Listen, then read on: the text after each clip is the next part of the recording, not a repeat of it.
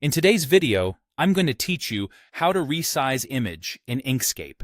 By the end, you'll know exactly how to scale an image cleanly and confidently, without distortion, using just a couple of simple techniques. First, launch Inkscape on your desktop. Give it a moment to open, and you'll land on the main canvas.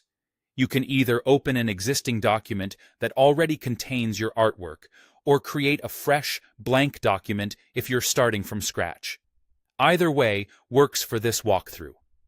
If you're working in an existing file, make sure the image you want to resize is visible on the canvas so you can interact with it right away. Next, select your image using the Selector tool. The Selector tool is the standard arrow cursor you use to move and transform objects. You can click the arrow icon in the toolbar, or simply press the S key to switch to it quickly. When your image is selected, you'll see a bounding box appear with little square handles at the corners and along the sides. Those corner handles are what we'll use to resize. To resize, click and drag any of the square handles on the corners. As you drag outward, the image gets larger. Inward, it gets smaller. Keep your cursor steady and take your time so you can see how the image responds.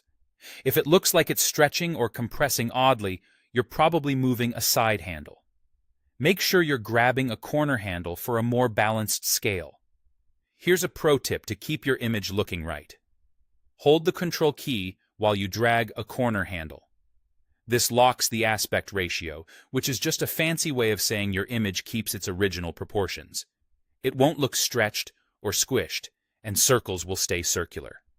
This is especially helpful when precise brand or photo proportions matter. Another helpful trick is to hold the Shift key while you drag.